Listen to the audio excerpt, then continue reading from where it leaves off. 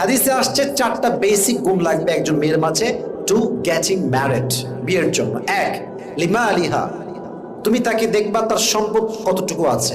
4টা গুণ আল্লাহ নবী বলেছেন, বাট একটা গুণ মাস্ট, মোস্ট ইম্পর্টেন্ট। আমি জাস্ট সিরিয়াল বাই সিরিয়াল বলছি। এক হচ্ছে লিমা আলিহা, তার সম্পদের জন্য। 2, লিজামা আলিহা, তার সৌন্দর্যের জন্য। 3, ওয়ালি হাসাবিহা, তার বংশগত মর্যাদা, তার শিক্ষা দীক্ষা দেখার দরকার। যুবক ভাইরা আছে না নাই? এন্ড সর্বশেষ দ্বীনের জন্য। এবং এটা হচ্ছে সবচেয়ে দামি বিষয়। ফাযফর বিযাতি দ্বীনি তারিবাত ইয়াদাক।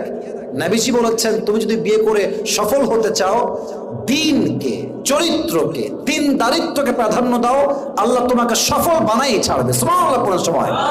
এজন্য বিয়ের ক্ষেত্রে টাকা পয়সা বেশি জরুরি নয়, ধন সম্পদ বেশি জরুরি নয়, মেয়ের পরিবার যে খুব বেশি